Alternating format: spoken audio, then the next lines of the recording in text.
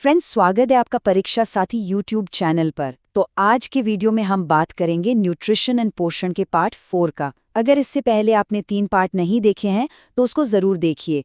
Video Rohan Chaudhary द्वारा बनाया गया। वीडियो को कंप्लीट देखिएगा और कमेंट करके जरूर बताएं कैसी लगी वीडियो। तो चलिए आज की बात शुरू करते हैं एक बहुत ही बेसिक से सवाल से। आखिर हमारे शरीर को एनर्जी और ताकत ये सब मिलता कहाँ से है? इसका जवाब छिपा है 2 बहुत ही ज़रूरी मैक्रोन्यूट्रिएंट्स में, प्रोटीन और वसा। और आज हम इन्हीं को समझने वाले हैं।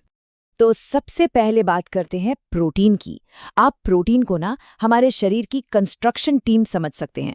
मतलब ये हमारे शरीर के असली बिल्डर्स हैं जो हर एक हिस्से को बनाते हैं और उसे मजबूत करते हैं। तो सवाल ये है कि प्रोटीन आखिर करता क्या है?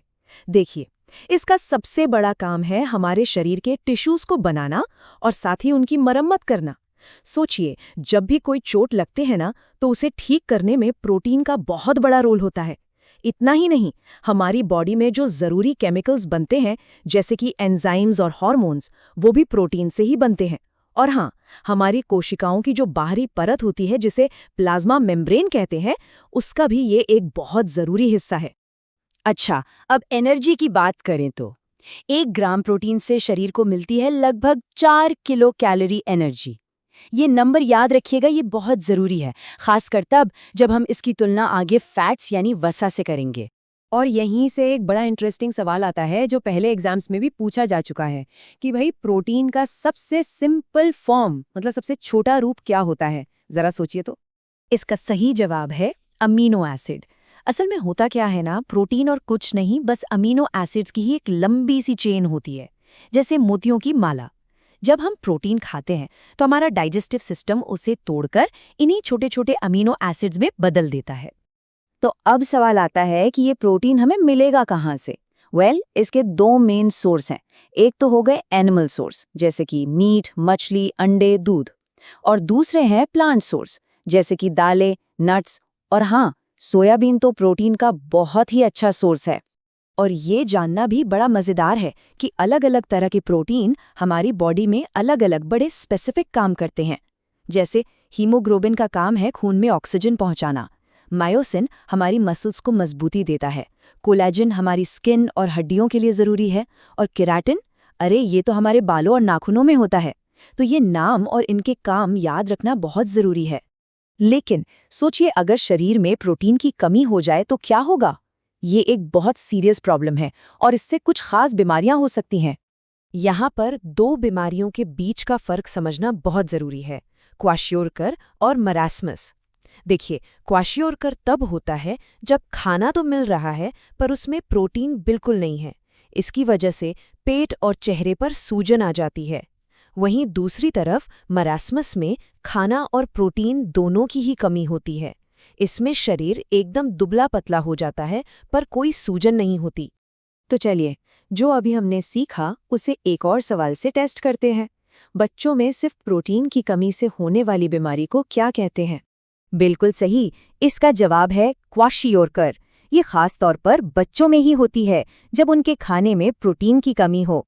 तो प्रोटीन की कहानी तो हो गई, अब आगे बढ़ते हैं हमारे दूसरे मैक्रोन्यूट्रिएंट की तरफ, यानी वसा, जिसे हम फैट्स भी कहते हैं। अगर प्रोटीन शरीर के बिल्डर्स हैं, तो फैट्स को आप शरीर का एनर्जी बैंक समझ लीजिए, जहां फ्यूचर के लिए एनर्जी स्टोर रहती है।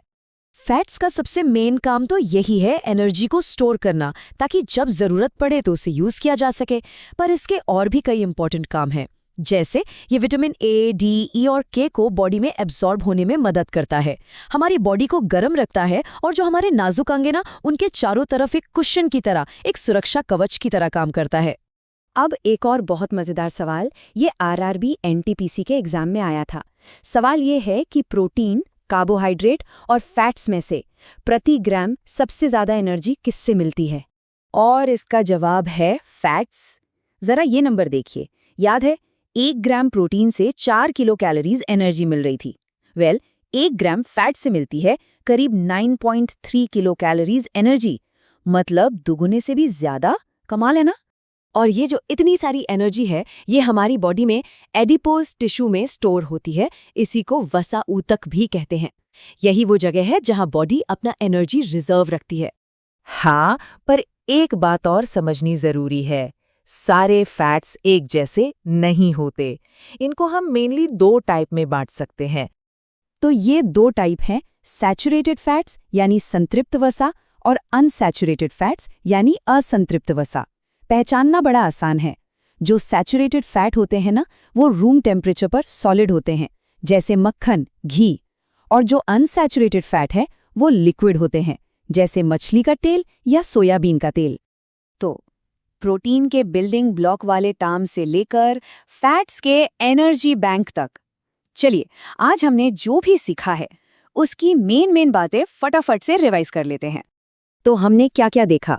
सबसे पहले, प्रोटीन हमारे शरीर के बिल्डर्स हैं और अमीनो एसिड इनका सबसे सिंपल फॉर्म है। इसकी कमी से क्वाशियोरकर और मरासमस जैसी बीमारियां होती हैं। दूसरी तरफ, फैट्स हमारे शरीर का एनर्जी रिजर्व हैं, जो पर ग्राम सबसे ज्यादा एनर्जी देते हैं। और फैट्स 2 तरह के होते हैं, सैचुरेटेड जो ठोस होते हैं और अनसैचुरेटेड जो लिक्विड होते हैं। और जाते जाते मैं आपके लिए एक सवाल छोड़ जाता हूं जिस पर आप सोच सकते हैं।